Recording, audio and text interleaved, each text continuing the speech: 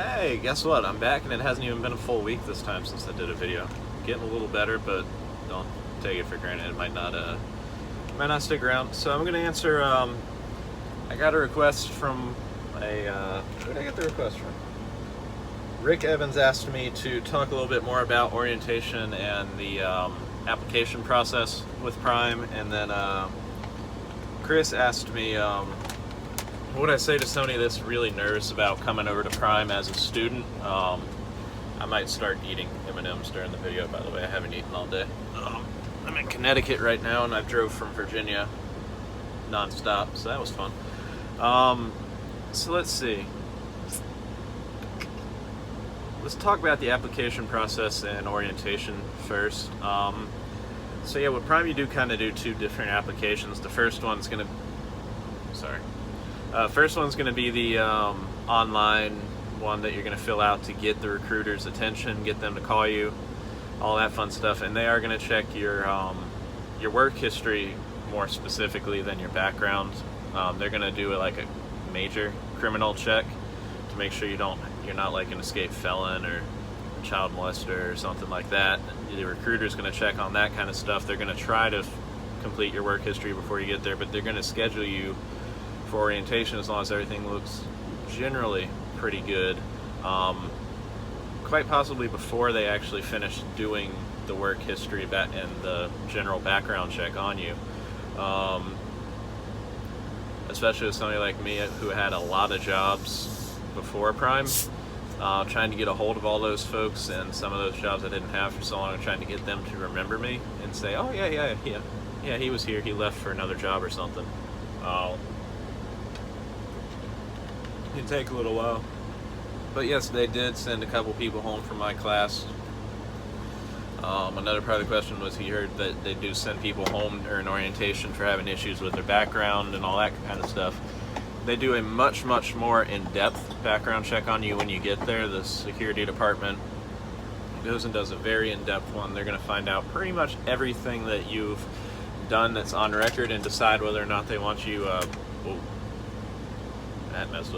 decide whether or not they want you representing Prime, and whether or not you're actually going to be qualified to be a truck driver. So they're going to do that, and they're going to do that on day 1, day 2. It's not like you're going to get all the way to Friday and they're going to be like, hey, by the way, you didn't pass the background check, you're gone. Thanks for spending a week here, but see ya. You're going to find out day 1 or day 2 whether or not you failed the background check, and quite frankly, most folks coming into it that fail the background check probably know that they're going to fail the background check. I mean, if you're a convicted felon, does it necessarily disqualify you? I don't think so, but it sure isn't going to make it very easy. If it's something like my example earlier, you're a convicted child molester or something, that's probably don't show up to orientation. You're not going to be received very well. But I mean, most of the time you're going to know whether you're going to fail the background check before you even get to orientation. It really shouldn't be a surprise to you if you decide to show up and then fail it. You probably already knew.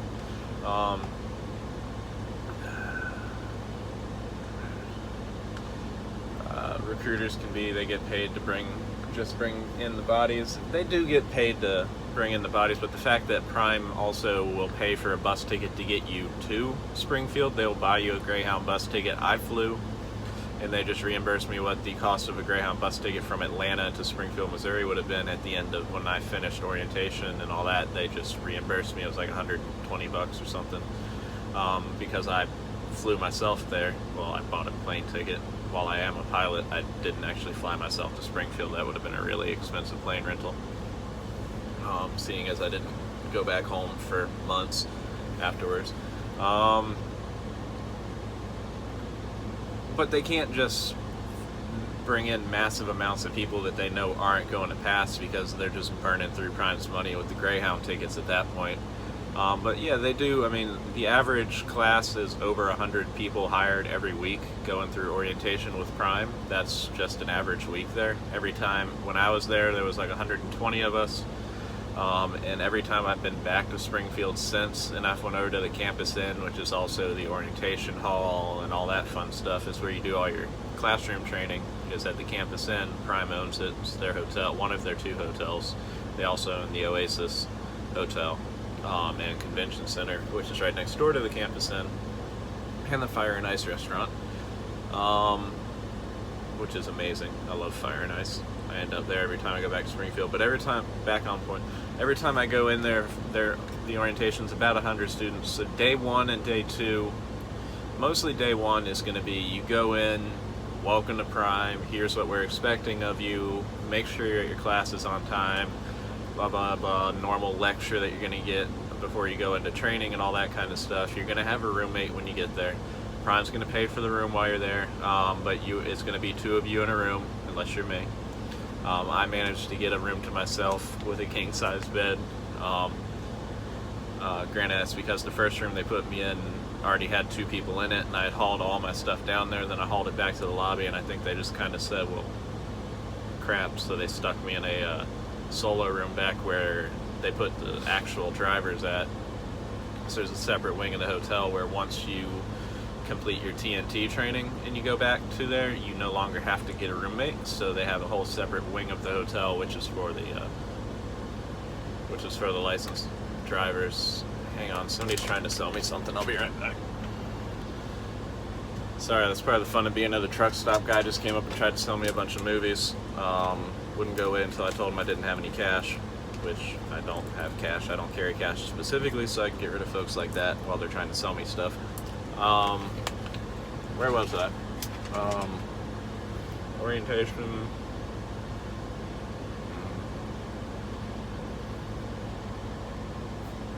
Right, sharing a room, all that fun stuff. But day 1 is going to be... Day 1, you're going to be standing a lot. Because once you get your lecture of everything they expect from you, show up to your classes on time, make sure you're in the sim lab on time. Here's how your free food card works. Here's what the hours of the cafeteria and stuff are at the hotel. All that kind of stuff. And then you're going to go do your drug test, which is a pee test, pee in the cup. They shut down one of the 2 women's restrooms, and you just go in there one at a time. So, and everybody lines up for that. They do it in 4 different groups. So while one group's doing the pee test, the other group is back getting their DOT physical. The other one's back going over the final background check with security. What the heck was the 4th group doing? DOT physical, pee test. Oh, right, strength and agility testing. So whether you're flatbed or not, you have to prove that you can lift the tarps up on top of a cabinet, that you can climb up a ladder, because you got to be able to climb up the back of the truck to hook up your airlines and all that kind of stuff, that you can lift different amounts of weight, that you can bend properly, all that kind of stuff. So you have to do that day 1, the pee test, go over the final background check with security, make sure all your paperwork's in line, and you have to do your DOT physical, figure out whether or not you pass vision, hearing, the hernia test, so the turn your head and drop your pants, turn your head, cough, and whether or not you're going to have to go do a sleep study while you're in orientation.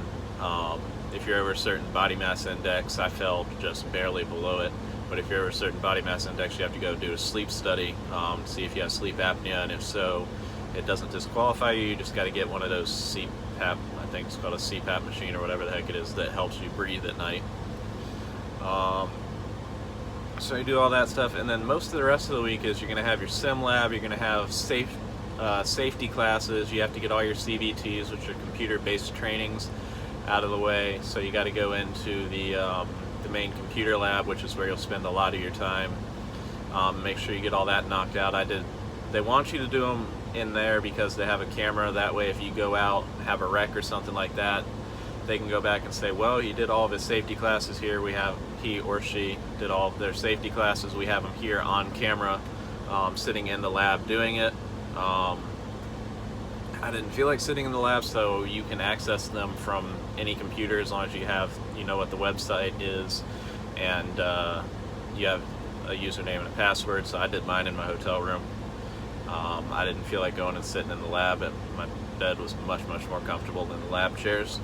But you'll go through all that fun stuff, and then come Friday, if you're still there, you haven't failed the background check or failed the medical or failed anything like that, you're still there, you've got all your CBTs out, they'll take you over to, I don't know if they still take you out to Prime East, which is an off-site lot that's kind of become the truck, which is also known as the truck graveyard.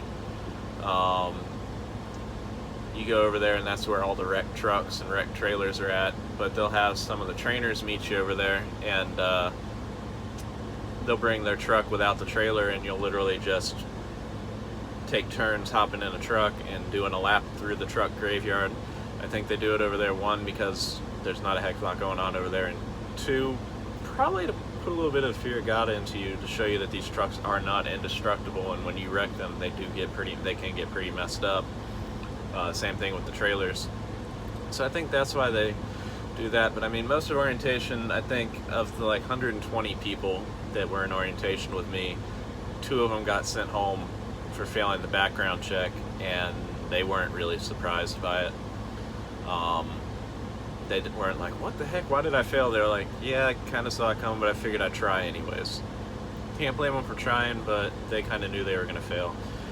You will also during orientation, I think it's second or third day, you'll do your permit test. The Highway Patrol actually comes out to Springfield, to the Campus Inn, and you do the testing, since it's all computer based, or if you want to do it on paper, you can do it on paper, but you'll do it there at the Campus Inn. Once you pass, you'll go hop on a shuttle. I think you get 3 tries the first day. I don't know why you would need 3 tries. It's really not that hard of a test. I think there's 3 or 4 parts to it. It's not that hard, just read the little booklet. It's the same for most states, and Prime gives you the booklet when you get there anyways, and highlights literally what parts you need to read to pass the test. They can't make it any easier on you. Did some people not pass it? Yes. I think it's probably because they didn't read the book, but I don't know. I didn't ask them. Yeah, so you'll get your permit while you're there too, and then come Friday, you'll go drive around there. Hopefully you'll have a trainer by then. I got my trainer on Saturday, so I ended up staying an extra day waiting for a trainer. But yeah, I mean, so that's the gist of orientation. It's a lot of computer-based testing. You go to the sim lab every day. You got to pass the sim lab, you got to get your permit, you got to pass all the testing, the background check, the medical stuff, before they will allow you to, what the hell is this guy doing?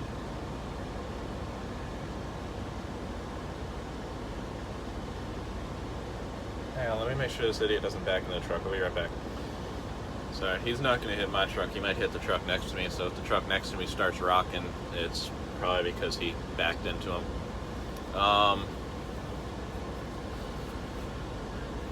But yeah, I mean, so that's the gist of orientation. It's a bunch of testing. You got to make sure that you can pass all the testing, and if you do that, you're good to go.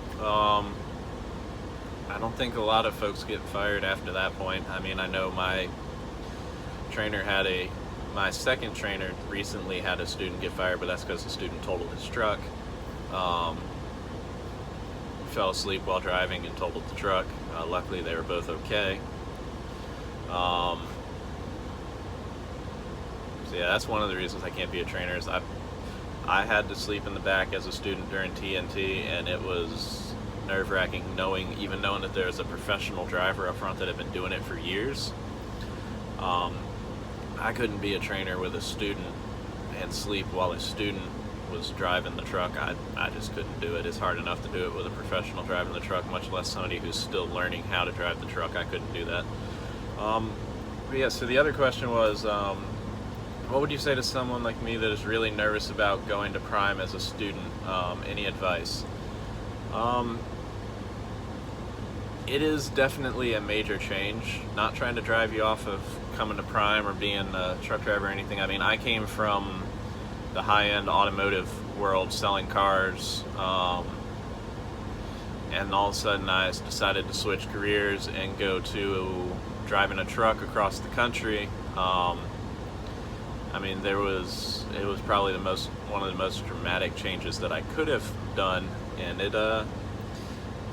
you just gotta make sure you come in prepared, mentally, financially, physically. Pick up the CDL manual in your home state and just read through it. Read through it. Make sure, go into Prime already knowing what is required to pass the driver's license test. I mean, I read the Georgia one before I got there one day just because I was bored. Long before I even thought about being a truck driver, I was going to buy one of the big military trucks, surplus, that I needed an air brake endorsement, and I figured if I was going to do that, I might as well get my CDL. Granted, I never did it, but I read the book just because I was bored. I'm strange like that. I do stuff like that when I get bored. It's the CB, by the way. But yeah, just read that booklet. I mean, that's probably one of the hardest things you're going to do. You already, as I said, you're already going to know if you're going to fail the background check. You probably already know that before you go into it. It's just passing that permit test. And if you can do it first try, that is a major weight that is going to be lifted off of your shoulders. And if you study, it really isn't that hard. Literally, it's almost verbatim from the book. Most of the questions that you have are verbatim what it says in the book. See, I mean, just study, come in, make sure you've got enough money in the bank, because you're not going to be making good money as a student driver, at least until the TNT phase, where you're making $700 a week. For some, that may be considered pretty good money. And it's not bad money. I mean, I was able to pay my bills, start paying my bills again finally when I got there to the TNT phase. But during the PSD phase, which minimum you're gonna have to be out on the road PSD for, sorry, this guy is freaking me out. Minimum you're gonna be out on the road for 14 days. That's Missouri law. You have to be out there for 14, you have to have your permit for 14 days before you can test for your license, and you're gonna get a Missouri license, Missouri permit and a Missouri license. And if you don't live in Missouri, you'll go back home during the TNT phase for a day. Or a few hours. I got home for a whole day. My trainer dropped me off, ran down to Florida, dropped a load, and then came back and got me the next day. But so I could switch it back over, and I got to visit my family for a day, which was pretty cool. But yeah, I mean, it's a big change. It's not a bad change. They're very supportive. They take very good care of you. They're there to help you any way that you need. Why is this guy staring at me? Probably because I'm sitting here talking to myself from what he can see. But I mean, Prime is, anytime you have a question, there's always somebody there that is happy to help you. Whether it's questions about, I mean, they've got trainers all over the place. There's always, the other drivers generally are pretty friendly. I mean, as with everybody, you're going to find folks that are like, leave me the heck alone, student. But most of the drivers, I mean, when I'm wandering around Springfield, if somebody walks up, you can tell the drivers from the students, because the students have these little white, as a student, you're going to have this little white paper name tag on that you have to wear around, and eventually they'll give you a safety vest, and all the students have to walk around in the safety vest to make sure they don't get run over by a truck or something. And then the other truckers, not some of us, I don't wear the safety vest, but we have the official Prime IDs, and we have the official Prime ID. Even when you're a student, you'll get one that's turned like that instead, but once you become an actual licensed driver, you get an official Prime ID. So we've always got those on, but I'll have some people stop me and ask me, hey, what do you think about this? What was your experience with this? Any advice on this kind of stuff? And I'm always happy to help. And I see other drivers that sit there, and even though I'm not a trainer, other drivers will sit there and say, yeah, sure, no, what do you need help with? I'll be glad to help you out with that. It's a very, very supportive group. All the trainers that I've ever bumped into and spoken to, the folks that I spoke to that were in my class when we went back, because all of us kind of got back at the same time from PSD. There's a couple people that got back a little earlier, some that got back a little bit later. But everybody seemed to, I mean, every now and then you'd hear about a trainer that was just a complete jerk or something like that, or a little overly strict or messy or something like that. But for the most part, 99% of the trainers you're going to bump into are great people. They're friendly and they're happy. I think they're just happy to have somebody in the truck to talk to. I mean, that's why I do these videos. I don't have somebody in the truck to talk to, so it's kind of like I'm talking to y'all even though I'm talking to myself. So when I get comments back and stuff with questions and all that, it's nice. It gives me something to do, because Nico's not overly talkative, and when he does talk, I have no idea what he's saying. I think I got off topic there again too. But I mean, I don't think there's too much to be nervous about. I know when I came in, yeah, I was a little bit nervous. It was by far the longest amount of time that I had just completely disappeared and committed to doing something where I was not home, period. I basically just uprooted my life and took off, and that was definitely a little nerve-wracking, but in the end it pays off. It's very rewarding. It's a skill that is always going to come in handy. I mean, there's this, I think I've said this before, there's a shortage of like, it's either 250 or 280,000 truck drivers right now, and that shortage keeps getting bigger every year. So even if you go out, drive for a year or two, I mean, you got to drive for at least a year to complete your contract with Prime. They put you on a 1-year contract, and if you leave early, you have to pay back for the training, which is like a little over $4 grand, I think. If you stay the year, you don't have to.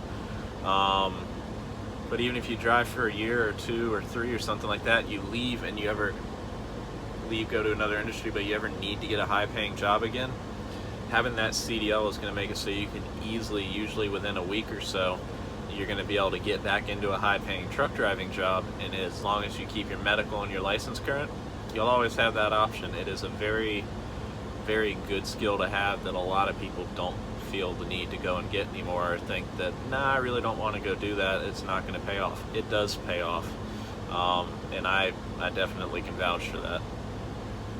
But yes, I think this video's run on for over 20 minutes now. I hope y'all have made it to the end. If y'all have, give me some more questions. I'm always happy to answer them. I think I'm going to do a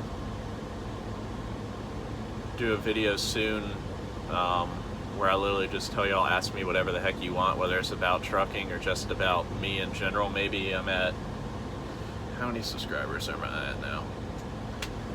I'm at 75 subscribers right now. Maybe when I make it to 100, I will finally put a link to my Instagram down below and post a picture or something and say, ask me whatever the heck you want. Whether it's about trucking or just me in general, stuff like that, and I'll go through, pick something, and make a video about that when I hit 100 subscribers. But yeah, for those of y'all who are already out here trucking, already in training, or are about to, be safe out there. I hope I bump into y'all out on the road. And yeah, until next time, y'all have a good one.